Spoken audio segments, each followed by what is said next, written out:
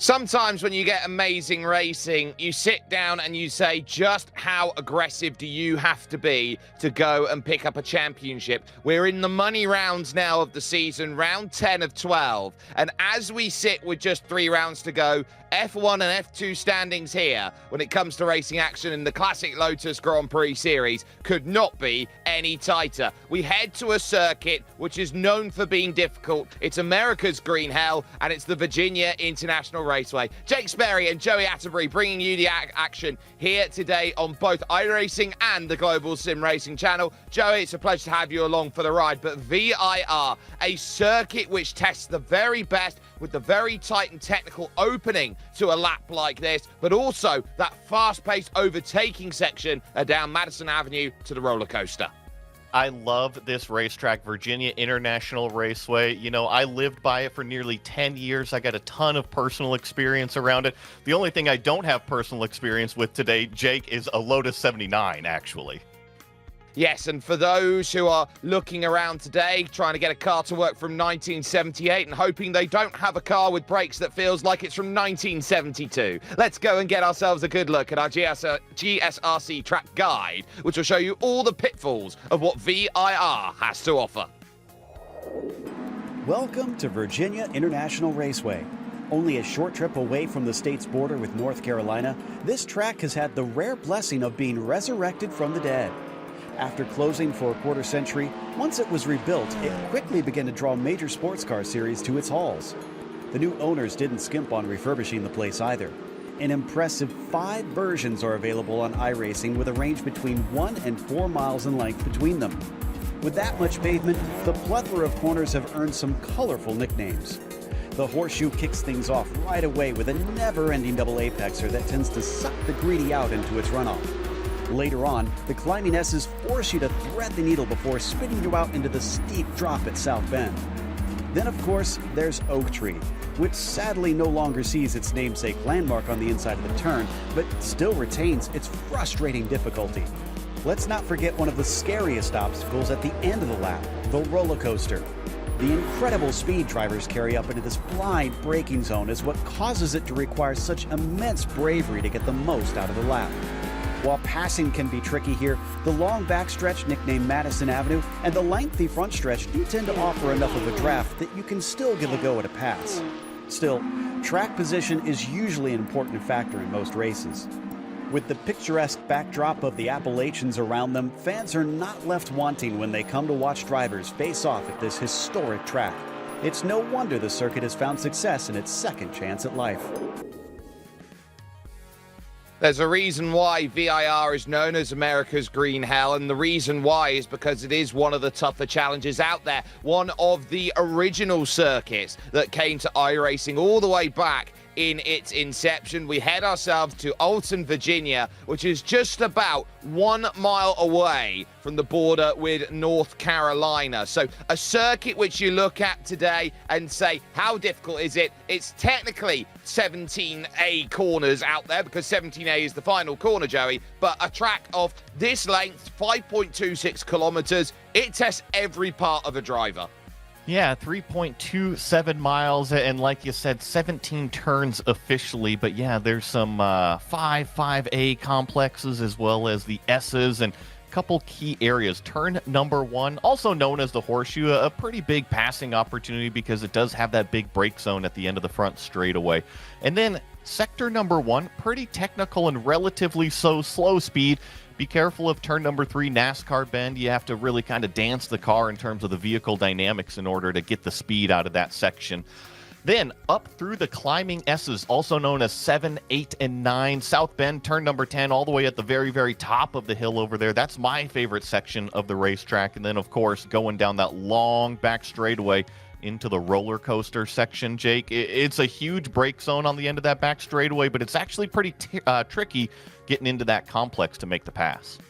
It will be tricky, it will be difficult, and we will be keeping our eyes on it. What we'll also be keeping our eyes on is the championship standings as they go into today's running. So for the top category out there, which is F1, for those who have more than 2,500 iRating, it is Togo Hesada who is on top, but only by 7 points. Pauli Kapatina not here today, so this is a huge opportunity for Hesada to pick up points, with Jack David Spickett third, leading a slew of talented drivers, including Philip Kunhardt, Nick Thyssen, Jerno Freacher, the legend, Timothy Reed there in 7th position, and Dylan Freckleton able to be close in 8th. You then got Kartik Pai, who is in 9th position overall, and just 2 points back of him, Kjell Einar Svensson, who rounds out the top 10 currently in the F1 standings. Joey, F2 will be just as interesting as an affair, but because we got a split here today in terms of our field, we might not see very many runners from this category.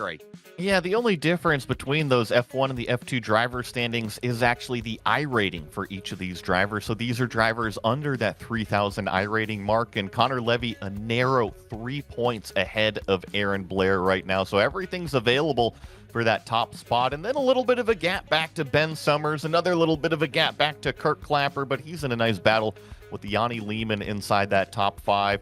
And then it really tightens up between Keith Herner and Luke Raspudik. You see only 2 points separating those drivers. And then another good battle for what is 8th place with Cristiano Coraini and Byron Long, Juan Mi rounding out the top 10.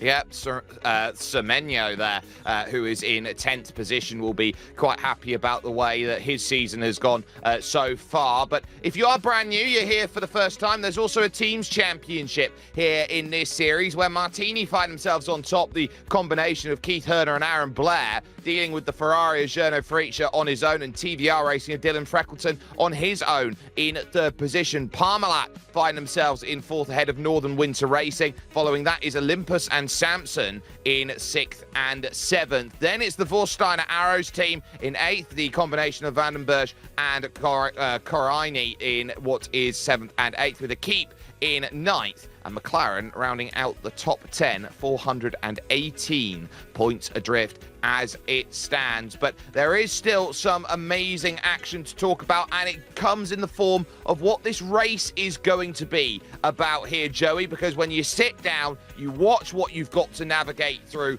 over the course of a season. It doesn't change too much here in round 10 of 12. 22 laps worth of action, open setups for everyone to try and work out, no spare car to save you, a drive-through at 17 incident points, and disqualification at 25.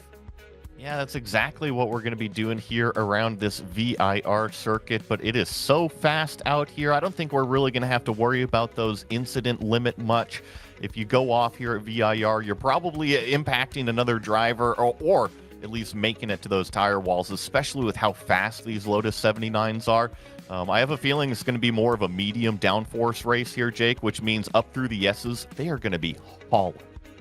They will be, and it's going to be about keeping that high speed up through the higher sections of circuit. So going up the hill over towards the Oak Tree Corner, which used to be immortalized here in iRacing for a number of years after they chopped the tree down to help with visibility, and of course the tree roots which were starting to grow underneath the circuit here at this Virginia International Raceway. But let's take ourselves down to circuit where there's just a minute left here in qualifying. And at the moment, it's a case of Togo Hisada on top of the qualifying times. You can see Jensen Marlowe looking to charge over towards the line in a mock-up Red Bull, hoping that this is going to work. We'll see what it is over the line. 35.5. That's good enough to go to 9th, and for good measure, blew the engine over the line as well. Ben Summers will be the last car out there who can set a representative time, and Joey, we'll see what that time is as he crosses.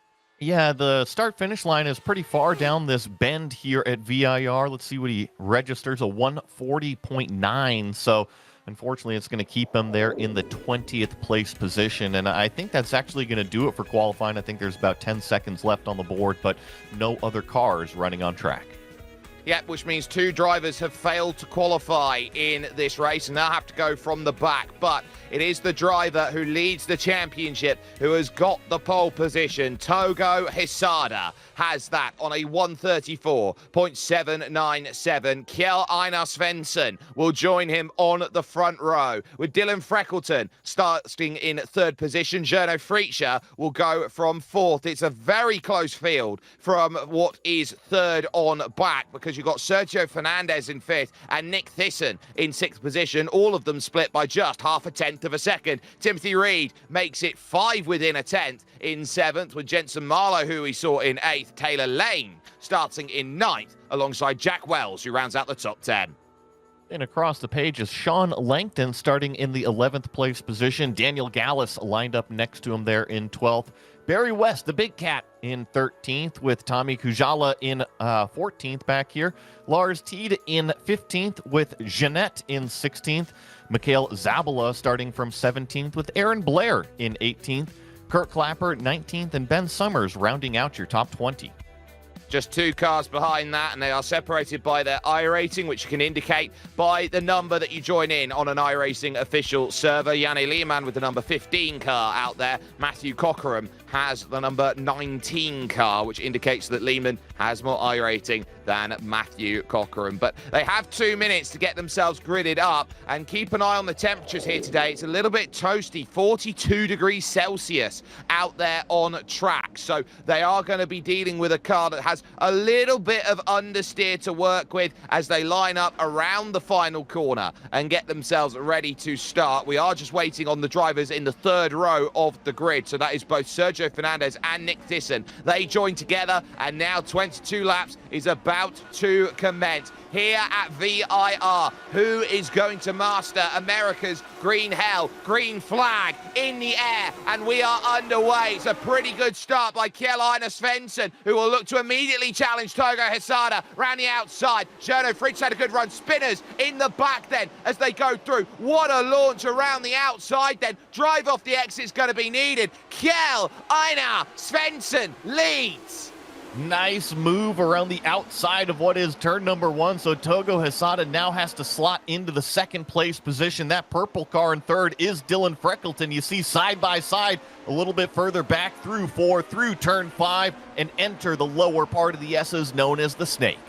Oh, Marlowe's off the road. So Jensen Marlowe, I think, has got damage and has actually towed it back to the pits and said race over. So Jensen Marlowe is out after just 4 corners. They rise up over here through the S's section, looking towards that south bend, which is the most committed corner out here on this lap, and charge up over the top of the hill towards the Oak Tree corner. This double apex turn in right that leads them back down Madison Avenue, and charging away again. Fritzsche we focus with in 4th position, because look behind, Nick Thyssen, who is no stranger to finding a good run in Classics machinery, looks to the outside, heading over towards the roller coaster, just doesn't have enough straight line.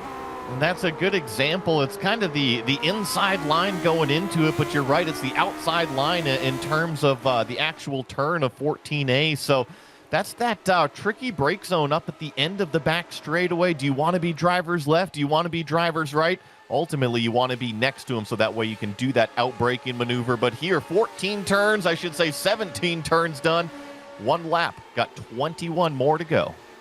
Yeah, which means that they are going to be ticking down the laps and trying to give themselves as much margin as they need at the front. Some movers then in the early stages. Sean Langton up 2 off of the start of this race. Ben Summers has got 4 in the back pocket on the early start, so that's going to be some good work. We focus with Timothy Reed, then running through the right hook out there on track, now attacking the snake, where you just need to be a little bit patient on the throttle, and then you can straight line and get this lovely launch under the entrance to the circuit there, that bridge, and up over around the S's section. Some lovely hotels there on the left-hand side, as once was illustrated in Top Gear, but now over the top. Timothy Reed close to the back of Sergio Fernandez, but just not close enough to get a pivot. It's about drive off the exit, look up in front, because suddenly Dylan Freckleton, who has really come on leaps and bounds this season, is now going to put himself in a bit of a sticky situation. Here comes Journo. Yeah, he's looking to the inside here. I should say drivers left on Dylan Freckleton. Crucially, he's got the top-end speed. Does he have the braking performance? Dylan takes it in so deep. He's on the right side of the road. Now Nick Thisson's going to try to join the party, but going to have to get back single file here through what is hog pen. Hit this compression, get the drive off of the corner. I thought that Freesia might have had that pass done on Dylan Freckleton, but Jake, typically we see Dylan kind of roll around in a little bit of a higher downforce setup. I think that provided him some really good grip in that brake zone. I think it really did. We've also got Aaron Blair, who's down in the pits, and he's second in the F2 Championship, so he's not going to score today out there in this race. This is why, so this was right off the start of the race, got a fantastic launch, tried to thread the gap, and then suddenly the gap completely closed. I'm not sure who that was. I think it was the 16 car, or maybe the 18 car of Mikhail Zabala, who was there turned around. So ultimately, a very, very tough start to the race there, and not what you'd want to be dealing with if you're Aaron Blair. It's a tough position to be in when you try to squeeze up the middle. And remember, these cars do not have fenders on them, so anytime you make that wheel-to-wheel contact can be very dangerous. Oh, a little bit off the track there from Freesia. I actually think that Freckleton went a little bit wide. Freesia kind of followed him out wide, but this purple car now has a train of about 6 or 7 cars. Hungry hippos back here trying to get around that number 6. Well, it's always scary when you go half a car width off the circuit, and Nick Thisson's got a monster run. Pulls over to the outside, hits a wall of air, and tries to go the long way around. Doesn't quite manage it there. Journo in the mock-up Ferrari holds himself stationary as Nick Thisson now looks behind, because you've got Fernandez there, and Timothy Reed, and Taylor Lane, and Sean Langton. They're all there. A horrible hog pen comes along for Sergio Fernandez, and now here comes the chance for Timothy Reed from Club Atlantic, moving to the outside then, heading towards that horseshoe at turn number 1 again to start lap 4. Outside line looking, use the 300-yard marker as a place to go and make the lunge. Tiny little bit of contact there, and sneaking up the inside tries Taylor Lane. Now the NASCAR bend comes into play. Can you get it done around the outside? Oh, Taylor, what a pass! That was greatly read by Taylor Lane there in that black number 12 car. A little bit loose there through that section, so it's just going to allow Timothy Reed to be right up on the back of the gearbox here, applying the pressure, but there's nowhere to pass going up into this upper S's section. This is actually my favorite place on the racetrack. It is flat out. Jake, I'm seeing 170 miles an hour is what these drivers are doing. And yes, they are decelerating up through the S's, but they're not lifting off the throttle. That was a huge moment and save from Taylor Lane. He's going to try to fight back, but he is off the racetrack. Somehow is able to put the throttle down. Let me tell you, that does not happen at VIR, but here in the sim, he was able to make that work. It doesn't happen at VIR. Held on to a helter-skelter moment of it. Had 2 tires, all 4 off the road there at the Oak Tree. Still was able to slide around the outside and still can't get it confirmed. Heading to the roller coaster there, side by side in front as well. Lane just about with a bit of wheel rub between him and Reed holds the place, and in front of that, Nick Thisson's finally got his man, because Journo Freesia has gone a little deep into the corner after contact with Dylan Freckleton, and as such, moves are made. Yanni Lehmann also getting a pass there is the Finn, and that's a pass on, I believe, Mikhail Zabala. So this is back up to that 3-pack we were just watching. Timothy Reed as well as Taylor Lane include Sean Langton. That was the driver that Jake was just mentioning, that white car. He's 3rd in line with that bright yellow helmet. And then also Jack Wells, the fourth car. Oh, a little bit wide there from Taylor Lane. That's going to open up the door here for Timothy Reed going into what is turn number 4 and 5. Looks like Tim is going to hang on to it. Just keep it on the racing line here. Feed the throttle in and accelerate out through the S's. I'll tell you what, that Sim Shop livery there behind from Langston looks very similar to the likes of the old Heskeths that you used to see in Formula Racing. Fantastic out there as Thyssen now climbing up over the hill. Looks to try and attack Dylan Freckleton for the final spot on the podium. They've already allowed 3 seconds away to Togo Hesada and Kjell Einar Svensson, who leads this race outright. But again, onto Madison Avenue, passing there the southern pits on the left-hand side. There are 3 different pit lanes here. There's also one for the Patriots course on the inside. But here comes Thyssen, who gets the launch. The difference about 4 kilometers an hour in a straight line. But Freckleton, unafraid to throw the car down the inside on the brakes. He has got so much confidence in that left foot of his. I think it comes down to those downforce levels. And here in the sim, in iRacing, if you've got 1 click more rear wing than somebody else, it really provides you that confidence, the grip going into those brake zones, the grip to roll the apex speed through, but it doesn't allow you the top speed. And right here is a good example. Gernot Fries's got a front row seat. Freckleton slides a little bit wide there in the apex. This could be an opportunity for Thyssen. He puts the power down and is able to clear the purple machine.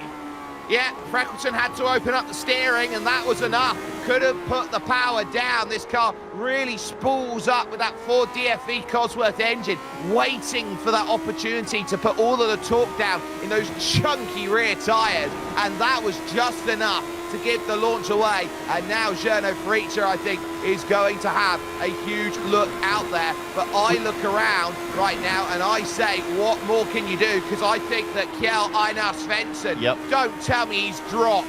Not now, after leading this race so flawlessly through the opening 5 laps of this race. Oh, that's heartbreaking.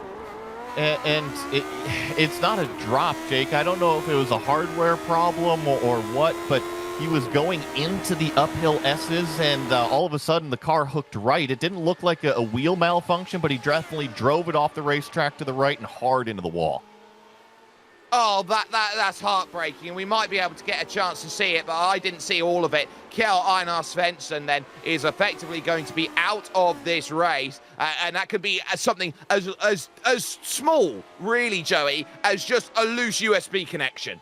It really could be. So let's just say it is a hardware issue. Now, we deal with hardware issues all the time in real-world racing, whether it be from a failure on a suspension component, a brake issue, if you start getting a long pedal. It could even be an ECU issue. Now, we don't have those failures built into the simulator over here, but we do have issues of our own with our PCs. Like Jake was just saying, a USB connection. It could be a software connection. Here's the replay of the incident, and you see Jake, he just kind of drifts off driver's right, and when he goes and hits that berm, it's game over. There's nothing you can do in that scenario, and it's heartbreaking to see that because he's been inside the top 10 in the championship. He's having a career day here today, and suddenly Togo Hesada has been given an absolute free kick here to be out and clear by what is 4 seconds now at the front. Nick Thyssen second, third is Dylan Freckleton, then Gernot Friescher and Sergio Fernandez, your top 5. We go back to Jack Wells here in 9th position, looking at Sean Langton for a place, and now this would be for 8th place on the road. Langton with a good enough run, but talk about the rubber band, because that's important. Every one of these drivers has about 1 second to 1.5 seconds of slipstream. If you're outside of that, it snaps. Gernot is hoping that he can get the move done on Dylan Freckleton, but again, he's tentative on the brakes every time he chucks it in here at VIR to the roller coaster. He's been bitten once, which was allowing Nick Thyssen through. He doesn't want to get caught out again that way. VIR is a tricky circuit that you oftentimes have 2 different setups. You usually have a qualifying setup that's a little bit of a different downforce level versus your race setup. Now, it's not as dramatic of a difference as, let's say, Road America, where we really see the horsepower become king over there in the race. But at VIR, you need the top-end speed to get down these really long straightaways. The problem after those really long straightaways, it's not just one corner. It usually feeds into several corners, and if you've got the higher downforce levels, you can actually pull away through those complexes. So it really is a two-edged sword out here. Is what do you want, the top-end speed to potentially be able to make the pass, or would you rather have the confidence, the grip in the car to be able to go and be aggressive on the brake pedal like we see Dylan Freckleton be able to do today? Well, there is Gord Janot, who sits in the middle of this group, there with Lars Tida in front and Kurt Clapper behind, not quite having as much of a career day as Gordie Howe would have done back in the day of ice hockey, but certainly hoping to try and get himself not the Gordie Howe hat-trick, which would have been a goal, an assist and a fight. Okay, yeah. No, you're going to take it there. That's fine. Yeah, you know, I was throwing some references out at Joe Peak this past week, Jake, and he had no idea what I was talking about, so it's only fair game that the shoe is on the other foot now. Absolutely. Janot, though, having a good run. 14th position at the moment. Up 2 places. Tida, up 2 places. Clapper, up 4 at the moment and trying to make it 5 out there. If you can get this pass done along Madison Avenue, taking this run to the roller coaster, lifting very early out of the throttle as he runs into the corner. So not much that Kurt Clapper can do except watch this space and try and find a way through. Already, blink and you miss it. We're a third of the way through this race. It has gone lightning fast out there as we'll take a little look here at Taylor Lane, who goes through the snake and very much gets caught out of it. Woo! Hold on. Whoa, Nelly. You know, that's twice this race that we've seen the VIR grass in iRacing be extremely friendly, once down at Oak Tree and then once leaving the snake there in the lower S section. Jake, that's typically not a save that you see done here at VIR. Once you get into the grass, it's not the ice grass that it used to be, but usually you're carrying a lot of speed and you don't recover from those. I'm pretty impressed with the drivers and their fast hands today. Yeah, they have lightning quick reactions, and it goes to show how much time and hour and dedication gets put into this series and how you have all of the tools available to learn the cars, learn the tracks, each and every week. Freacher, who seems to be a broken record at the moment. If he could look over at Dylan Freckleton, he'd see the face of Bill Murray there alongside him, because it would be Groundhog Day at this moment. Freckleton again around the outside, tries Journo Freacher. Again he locks up an inside front. Again he can't get it done. Gernot needs to try and turn number 1. He's obviously not getting it done on the back straightaway, but it's a much longer straightaway to be able to close in that slipstream. So here's the problem that he's got here on this side of the racetrack. He's just not close enough to make the move on Dylan. So maybe it's just forcing Dylan to try to be on the other side of the racetrack going into that roller coaster section to be able to provide him possibly a better run going down onto the front straightaway. But we obviously know the move into 14 isn't working. You got to look somewhere else. Yeah, everywhere you start searching, you hope that you find there is a place. And I would look around and say that maybe, just maybe, you got to go for the slower speed corners out there. Very difficult to make it happen, but if you can hold a good run out of turn 1, I think Journo Freacher's got to be looking at somewhere like the NASCAR bend and the left hook as places where he can try and surprise for a move. But Journo Freacher used to be a driver, part of the 9K iRacing club. He's lost a couple thousand over the years, but there was once upon a time in this series where Journo Freacher was nigh on unstoppable for about 3 years straight, and he's got 3 times as many race victories in this series compared to his next nearest rival. Let's see what he does down the back straightaway and if that experience pays off here. So typically he's been going drivers left, and Freckleton not allowing the lane on drivers right, so it forces Gernot to go drivers left. I like this. He backed out of it before the brake zone. He's going to try to stay tucked up on the rear wing, but actually loses about a car length there at apex. But Jake, here we go. This is actually closer than he's ever been going into this roller coaster section, going through Hogpin. This might be the opportunity into turn number 1. Well, here comes turn 1, and they've lost contact to Nick Disson, who is 2 seconds down the road. So Journo all the way to the inside, moves back to the outside, trying to get large in the mirrors. Hope that there's a case of trying to move Dylan Freckleton around the track and have any form of instability there in the TVR. But once again, moving to turn 2 and 3, Journo Freacher, just a passenger, can't find a way through, and they're queuing up behind. Fernandez and Reed find themselves in a position position now where they'd quite like a podium if they can work a way through as they take a look from behind on what will be at the end of this lap, halfway in this race. Dylan Freckleton has been mightily impressive in the way he's been defending. All right, so let's come up with plan C here. It's not going to get done in turn number 10. Just no way Jose there for Freesia. I'm looking towards 14 again. We know that he can't pass it around the outside, but maybe if he can force the issue. That was a little bit deep there going through Oak Tree. Now he's going to have to look in the mirror because Sergio Fernandez in that black number 4 car is already up along driver's right side. Remember, that's where we saw Dylan Freckleton be able to defend the positions. Is Gernot Freesia in trouble from not 1 but 2 cars here? Well, he'll try and defend, and he goes aggressive here to try and hold around the outside, but Sergio Fernandez has the number sorted, coming out of the roller coaster. Move done, move made. Freesia dropping down now, and Timothy Reed will eye it up. That's a poor hog pen, and suddenly it opens up again. Suddenly taken out of the rhythm through one bad corner, and it all started actually at the South Bend, where he got so wiggly off the exit, it sent a chain reaction for half a lap. I've never seen him so rattled out there before, but Timothy Reed straight down the inside, now needs to drive off the exit of the horseshoe and gets it. Nicely done there. It reminds me a lot of GT racing. He leaves the door open. This is great racing between these two, between Tim and Gernot out here, leaving room at Apex. They are not banging wheels. They are not running into each other, still side by side. A little bit of net code there forces Gernot to kind of pop up in the air, but I don't think there's any damage. He's right back onto the racing line, so they still survive to battle it out for the next half of the race.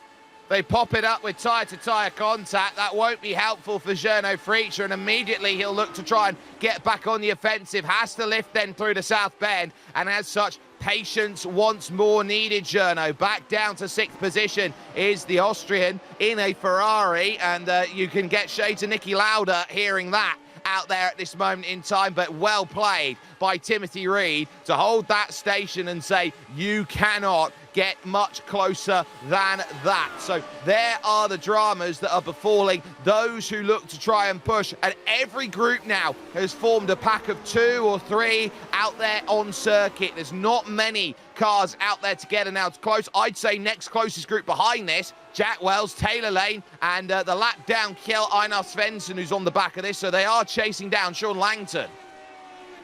It is kind of amusing how they've formed these packs of 2, and as I say that, a little bit further back, this is a pack of 4 or 5, although they are separated a little bit, I believe, by Svensson here, who is reconnected. Is that what I see, Jay? Because he had the disconnection, and now he is back out on the racetrack. I'm surprised that the car doesn't actually have any damage. Yeah, I think he got away with it before he actually made contact with anything. So he gets away before that happens. But crucially, he's dropped an entire lap out there. There is Tommy Kallio-Kujala out there, and he's in a bit of a scrap right now because he's trying to find a way through on car number 11. That's Daniel Gallis that he's trying to find a way through in the absolute vintage JPS special Lotus out there. A livery so iconic, they ran it for a decade. So we feed our way up into these uphill S's. You see Tommy trying to find a way around. Let's get this replay of here. What happened to Mikhail Zabala? Oh, no. That's actually a pretty common one coming out of turn number 10. You get loose up at the exit there, have a big old tank slapper, and unfortunately there was another car kind of just collected into it. Yeah, no, that's never good. And the car behind, that was Janne Lehmann, who was caught up there in that contact. Nowhere to go for Janne, who ends up across the car and sliding. Jack Wells now having to really throw a move at it, but he's lost out. Taylor Lane getting it done, and behind Daniel Gallis having to play defense and loses out. Tommy Kallio-Kujala moves through. That puts him +4 and into the top 10. Nice move there and up into the top 10 like you were saying. Check out this battle here. Jack Wells, Taylor Lane. Remember, Taylor Lane, he was a little bit further up forward in the field earlier in the race, but had a couple little incidents and has now slid his way back into 9th place. Or I'm sorry, 8th place. He's looking to try to rebound from that, score some fast laps, and maybe suck up that 1.5 second gap that he's got between himself and Sean Langton up the road. Yeah, he's got about a second or so that he's got to try and chase down, 1.3. And so the emphasis is, look at the run behind. Jack Wells has got a monster launch, and they're going to go side by side through the S's. Almost tire-to-tire contact was, oh, big wiggle. What a save by Taylor Lane. One place gone, just like that. Jack Wells, what bravery. And now Taylor Lane is off the racetrack again, but he manages to gather it back up. He is on the sticky stuff, still sliding around a little bit in Oak Tree. That could open the door for, I believe, that Svensson behind, but remember, that's not for position. Just trying to get back on the lead lap after his early disconnect. But, Jake, what a save there from Taylor Lane to keep it all together. Lightning fast reactions needed again, and the car is completely at its quickest when you're going through the S's. So to be able to keep it pointing in a straight line, that was huge for Taylor Lane. 2 near misses in this race, and surely a third strike and he'd be back to the dugout. Well, hopefully he doesn't I'm sorry, I can't spit out the words today, Jake. Hopefully he doesn't make it back to the dugout or the paddock, whatever you want to call it, here at VIR as we ride on board with this orange and white number 7 car. Of course, he's looking directly forward at this battle between Taylor and Jack. Got to say that he's being patient. I think that Svensson knows exactly the position that he's in, and he's got a battle directly in front of him. He doesn't want to go interfere with it, but he still wants to go and have fun on the playground. Representing Norway there, as you can see on the dash, just to make sure. Club Scandinavia is what it's known in iRacing, which is the culmination, I believe, of Denmark, Sweden, and of course of Norway. Finland would normally be considered Scandinavia, but Finland have their own category out there in iRacing for clubs. So Club Finland, for those who know, very strong when the iRacing World Cup came to town. Off the road again. In front goes Taylor Lane, and it's a case of being bitten again and again and again and sliding about. Now surely you're just going to have to let Svensson go through, but Svensson remembers a lap down and doesn't want to interfere, so it's going to let that one go as they continue. Keep an eye out for third place, because Dylan Freckleton here as Freacher side by side once more, as Timothy Reed has to defend the line going down the hill. Does just about enough to cover it off. I was going to say, still on for the podium, still on here right now for 5th and 6th.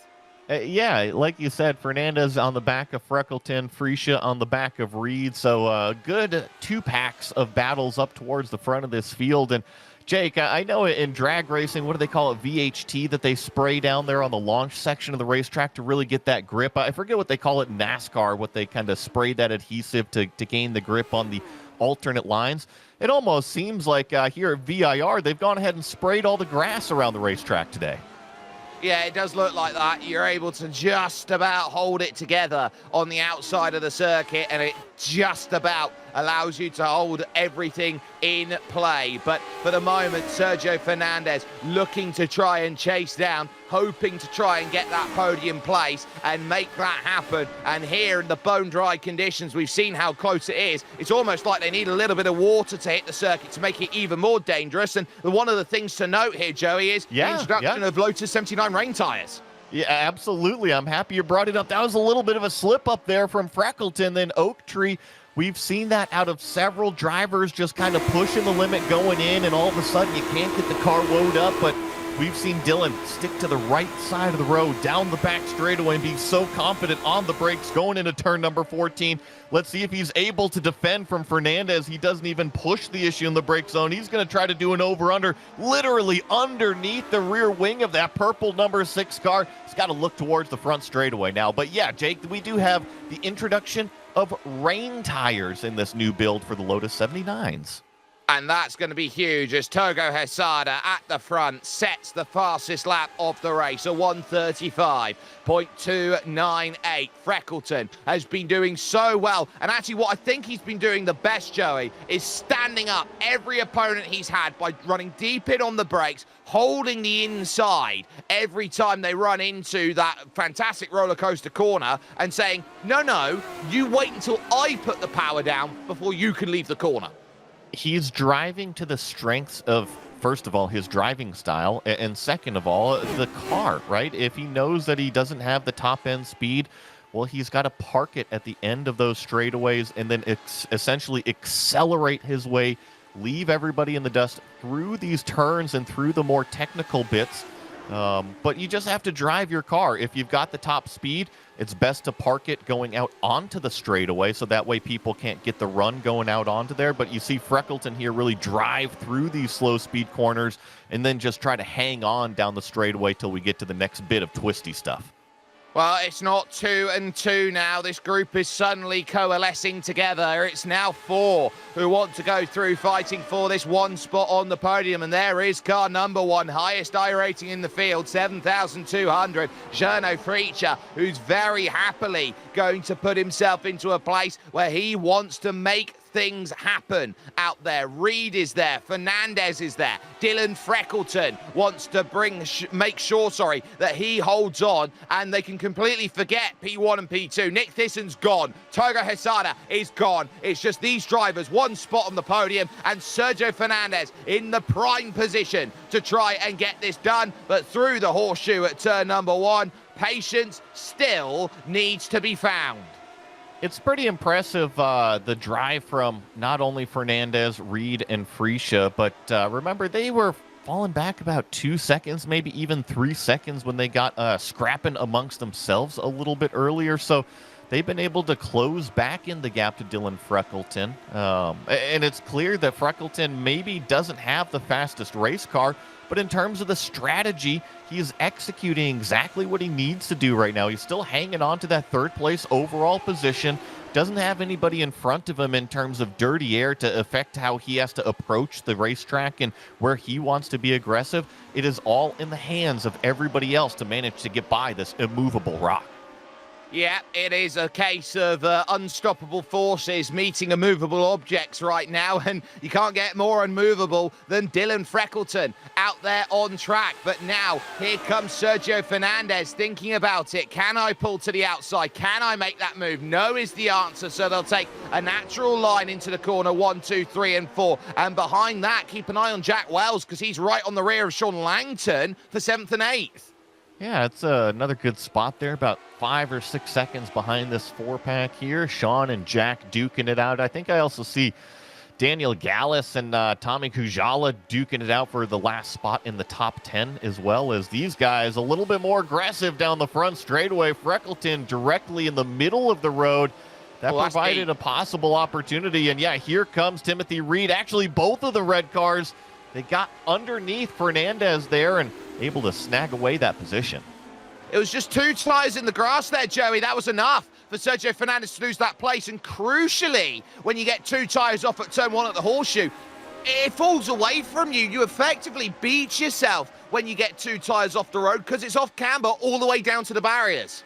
Not only that, but the apex of turn number 1, you usually slow it down, minimum speeds in the first third of the corner, but that doesn't mean the turn actually stops. It continues around to the right. So, Jake, to your point, if you're stuck on the outside, it not only is the longest distance around, but you can't get that square shot off of the corner. No, and you need to drive square off of these corners, because you need as much power application down as you possibly can. Those tires will be screaming to say, can I have all the power put through them? You say yes, and you're not square. That car is going to squirrel around like nobody's business. Here comes Timothy Reed, though, thinking about a podium, but still can't quite get there. Started 7th on the grid, and eyeing up that podium. +4 would be a huge boon. What a run he had heading to the hog pen there. Had to think twice about throwing a lunge down the inside and running out of laps very quickly. 3 to go here at the stripe. I think the biggest difference is we haven't seen Timothy Reed versus Freckleton. We've seen Fritsch Freckleton, we've seen Fernandez Freckleton, all the F battles, but we have not seen Reed versus Freckleton. So we're going to see, Gernot getting a little aggressive. He's going to try the inside move around turn number 1. So he's on driver's right here. Timothy Reed on driver's left, the shortest distance. It's going to be able to capitalize. Gernot just can't do the over-under. Didn't have the grip off of the corner. The old Oliver Twist, you've got to pick a pocket or 2 if you want to try and get a place made. And ultimately for Gernot Fritsch, all that experience trying to get into the mindset of, can I steal a place here? No is the answer. Timothy Reed had his pocket firmly sewn shut. But now through the S's section, Freacher is absolutely flying, and they reach the top of this section of track. They now know that when they head to Oak Tree, this is where you've got to be aggressive. Drive off the exit is paramount, and again, it's decent here from Timothy Reed. It gives Journo nothing.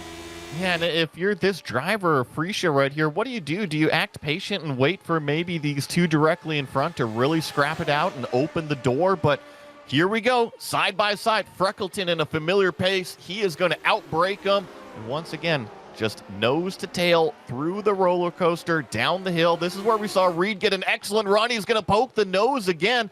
There's just no break zone going into the hog pen section. I don't see a pass being made, but Jake, he gets a tremendous amount of traction going down the hill. He very much does, and that means that Timothy Reed will look behind, sees that Journo Freacher's there, third, fourth, and fifth, fanning out, trying to find an angle. A little bit early on the brakes. How deep do you throw it? It's just enough there by Freckleton. Inside didn't work last lap. Outside definitely doesn't work this lap for you, Journo. Trying to find that pass. Fernandez, a passenger on this group, and the continued struggle between third, fourth, fifth, and sixth. Knowing now that Nick Thyssen has actually run himself off the road slightly. He's dropped 4 seconds on this lap with a mistake coming out of the horseshoe. That puts him pretty much in no man's land at 5.5 seconds. Do not count anything out in this race at VIR. No, you definitely can't, especially with these 4 drivers literally running nose to tail over the past, call it 10, even half of the race here. Let's see how Freckleton is able to navigate this section. Typically, we see that purple car have lots of grip through these slow corners here. He's already standing on the gas through Oak Tree. It gets him a nice drive off of the corner, but dun-dun, cue the Jaws music. Here comes Timothy Reed in the slipstream. Trying to find an angle, trying to find a way. Once more on Madison Avenue, making the lunge over to the inside, turned outside. Hits 273 clicks, and again around the outside. The confidence there is in full display by Dylan Freckleton. Togo Hesada will start the final lap of this race at the Virginia International Raceway. Our focus now is on this final spot on the podium, where it is all about who can have a run, who can have a go. There's been a change behind between Jack Wells and Sean Langton, and that one has happened going into the roller coaster. So Wells, with a little bit of contact, has patiently found his way through. Here's a look down the inside though. Journo Freacher, shades of 2 laps ago, trying to pick that pocket once more. Has to go around the outside to make it happen, and again, nothing there. Big slide as he goes through the middle, has to gather it up for a fear of that car being so pointy, it snaps. But for the moment, it's a case of this gives the breathing room for Dylan Freckleton. This gives him the 4 car lengths that he wants, about 50 meters that is out on circuit, that he gets given of that advantage, and he will use that with every single amount of,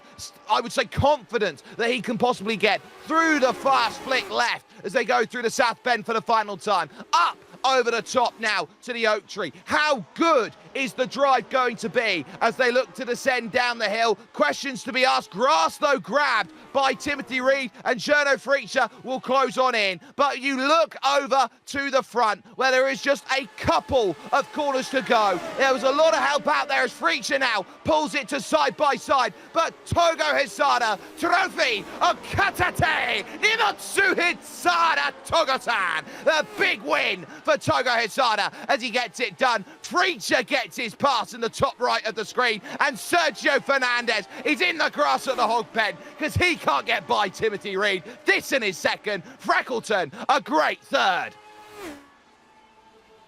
What a podium from Hesada, Thyssen, and Freckleton. I got to give it up for Freacher to be able to get the move done on Timothy Reed there on the very, very final lap, going side by side through what was roller coaster. See Sean Langton, Taylor Lane and company.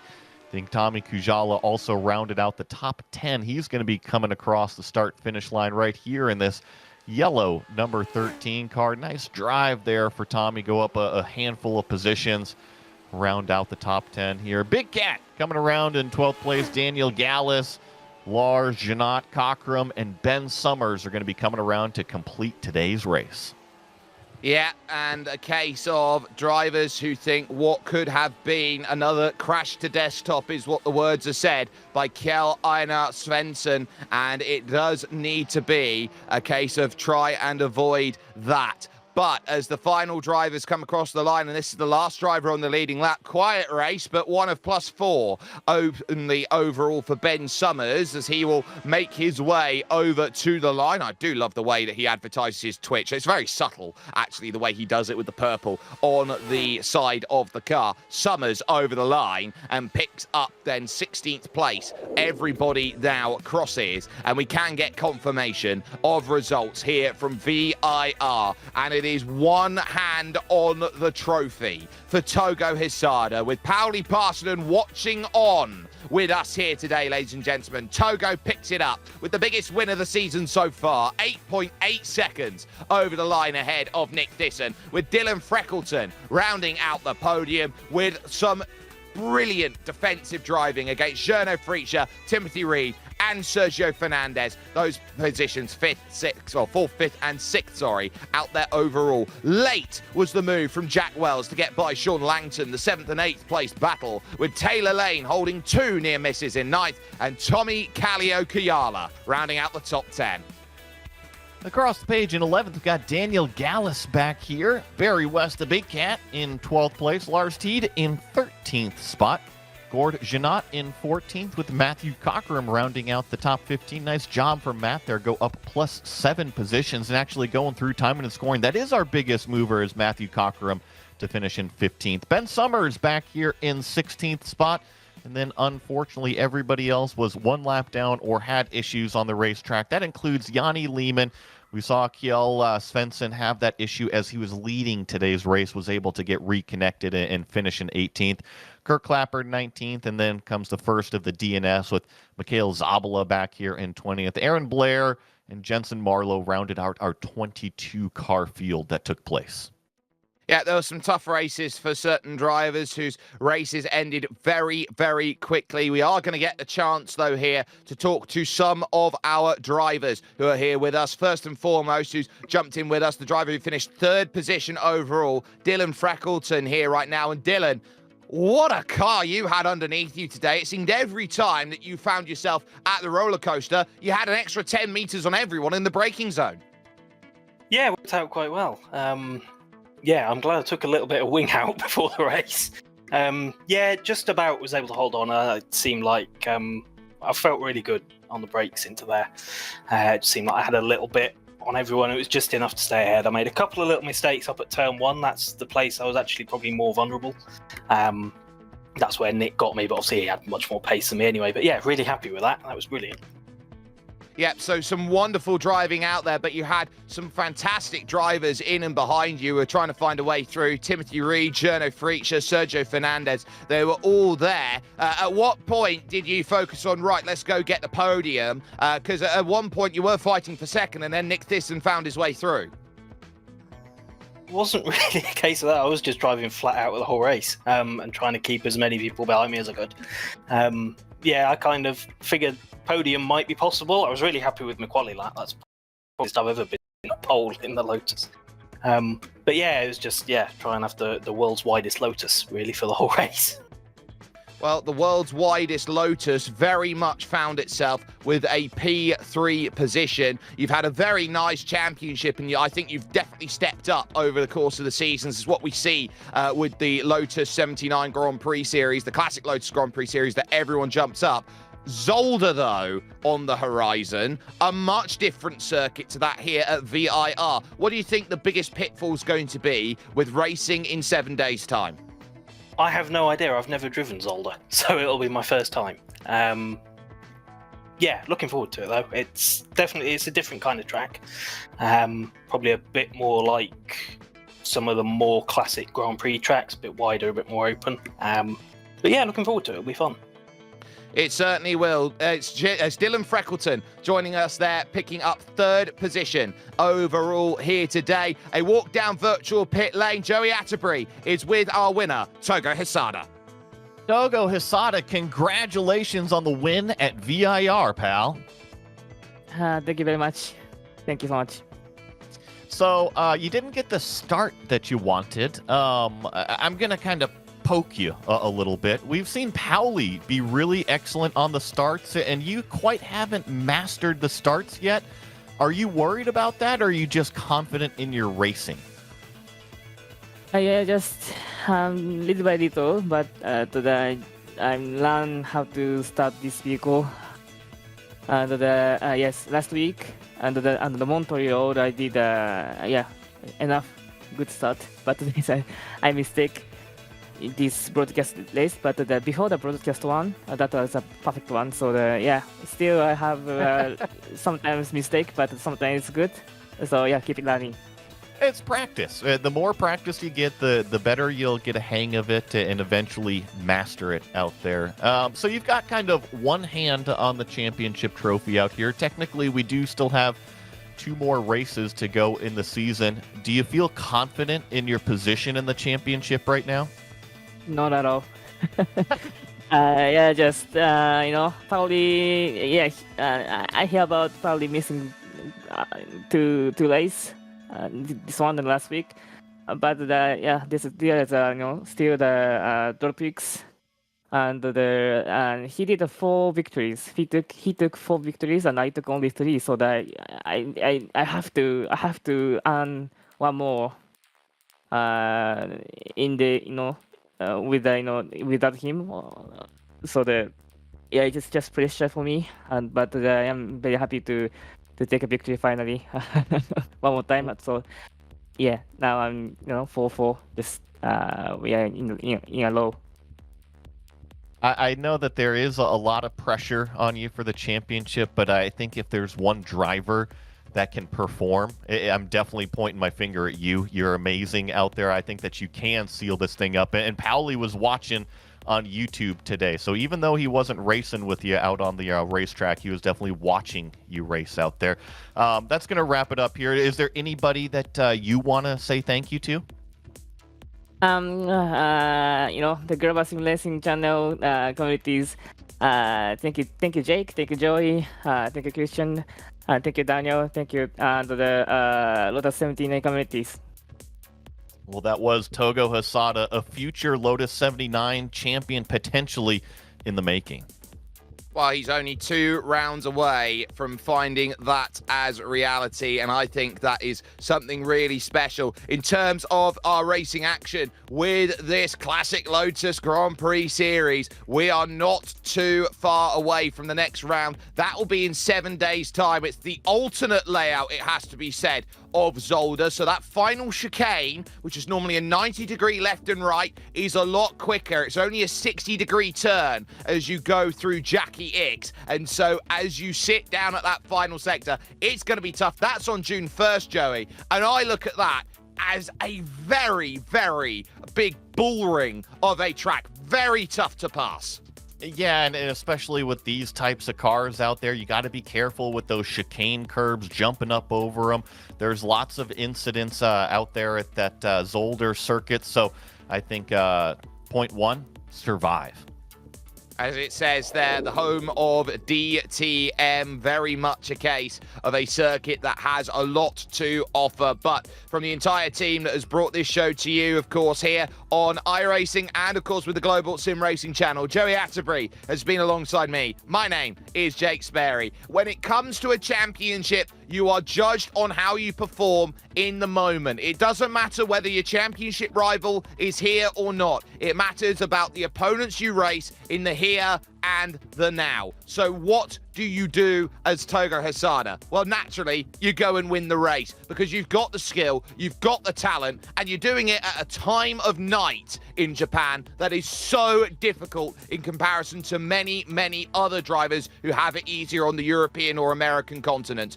But the question remains, can he close out this season? It's one hand on the trophy, but it's just a hand. By no means is that grip secure. We'll see you in 7 days with racing action when we tackle Zolder.